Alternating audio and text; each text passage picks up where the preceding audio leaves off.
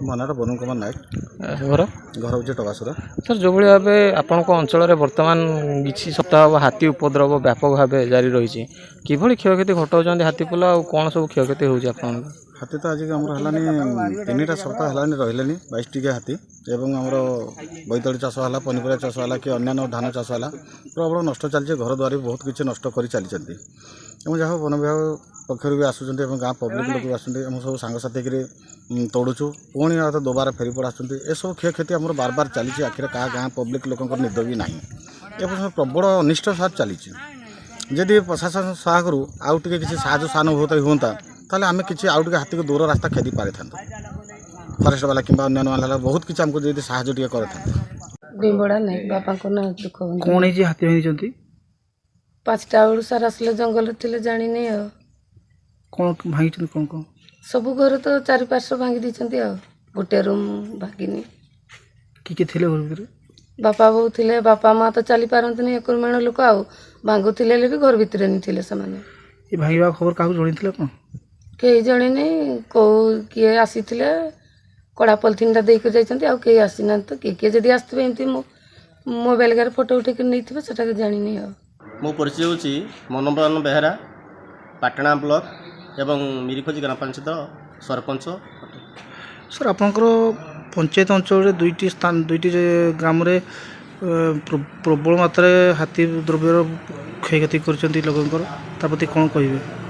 ହଁ, ନିଶ୍ଚିତ ଭାବରେ ମୁଁ କହିବି ଯେ ଆମର ସେଇ ଏରିଆରେ ଯେଉଁ ଯାଉଛି ପଞ୍ଚାୟତ ମିରିଖୋଜି, କୁଣ୍ଡଳା, କପୁଣ୍ଡି, ଏରେଣ୍ଡେଇ ଏବଂ ଖଡ଼ିକାପଦା, ତେଣ୍ଡରା, ଏଇ 4-5ଟି ଯେଉଁ ପଞ୍ଚାୟତ ଅଛି, ସେଥିରେ 22ଟି ଯେଉଁ ହାତୀ ଅଛନ୍ତି, ମାନେ ବିଭିନ୍ନ ପ୍ରକାରକୁ କ୍ଷତି ଘଟାଉଛନ୍ତି। ତେଣୁ ଆମେ ମଧ୍ୟ ସହଯୋଗ କରୁଛୁ ଏବଂ ବନ ବିଭାଗ ମଧ୍ୟ ସହଯୋଗ କରୁଛନ୍ତି। ତେଣୁ ଲୋକଙ୍କର ଯଦି କ୍ଷୟକ୍ଷତି ନ ହେଉ ତା ବ୍ୟତୀତ ଆମେ ଧ୍ୟାନ ଦେଉଛୁ।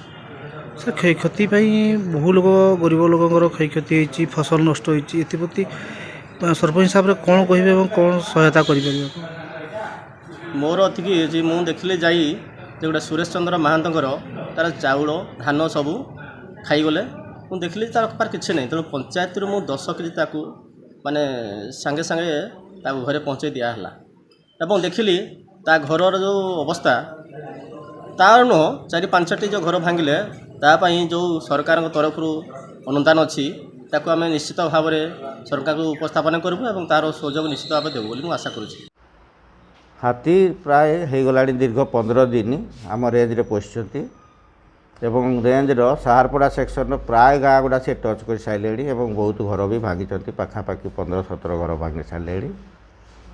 ବ୍ୟାପକ ଫସଲ ନଷ୍ଟ ହେଲାଣି। ଦୁଇ ଥର ଆମେ ସେ ହାତୀକି, ସେ ଯାଉଥିଲା ତାକୁ ଆମେ ଦେଖାଦେଖି କରିକି ଥରେ ସେ ଠାକୁରଗୁଣ୍ଡା ରେଞ୍ଜ ଏରିଆକୁ ଯାଇଥିଲେ, ପୁଣି ସେ ବ୍ୟାକ୍ କରିଗଲେ।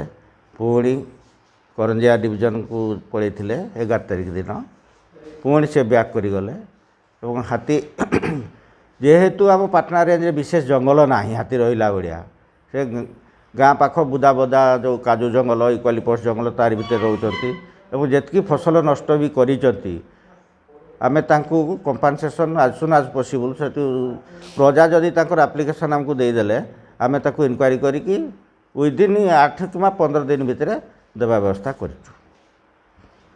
ଆଉ ହାତୀକି ଯେଉଁ କହିଲେ ଆପଣ ଖେଦିବା କଥା, ହାତୀକି ତ ଖେଦି ହେବନି, ସିଏ ତା ବାଟରେ ଯିବ, ଆମେ ତାକୁ ସୁରୁଖୁରୁରେ ଛାଡ଼ିବା କଥା। କିନ୍ତୁ ଆମ ପବ୍ଲିକ୍ ଟିକେ ଅବୁଝା ହେଇକି ହାତୀ ଯେଉଁ ପଥରେ ଯାଉଛନ୍ତି ତା ସାମ୍ନାରେ ହଜାର ହଜାର ସଂଖ୍ୟାରେ ଲୋକ ଆସିକି ହାତୀର ଚଲାପଥ ଅବରୋଧ କରୁଛନ୍ତି, ଯାହାଫଳରେ ସେଇ ପ୍ରଜା ଭାଇମାନଙ୍କର ହିଁ ଫସଲ ନଷ୍ଟ ହେଉଛି। ତେଣୁ ମୁଁ ସମସ୍ତଙ୍କୁ ରିକ୍ୱେଷ୍ଟ କରୁଛି ଯେ ଏଥିରେ ଟିକେ ସହଯୋଗ କରନ୍ତୁ ବନ ବିଭାଗକୁ ଏବଂ ହାତୀକି ତା ଜାଗାକୁ ଯିବାକୁ ସୁଯୋଗ ଦିଅନ୍ତୁ। ଆକଳନ କାମ ଅଲରେଡ଼ି ଆରମ୍ଭ ହୋଇଯାଇଛି। 36ଟା ଆପ୍ଲିକେସନ୍ ଗତକାଲି ସୁଦ୍ଧା ଆସିଥିଲା, ଆଜି ବି ବର୍ତ୍ତମାନ ଚାଲୁଅଛି। ଆସିଲା ପରେ ଆମେ ସାଙ୍ଗେ ସାଙ୍ଗେ ତାଙ୍କର ଯାହା କ୍ଷତିପୂରଣ ସରକାରଙ୍କ ନିୟମ ଅନୁସାରେ ଆମେ ତାଙ୍କୁ ପ୍ରଦାନ କରିବୁ।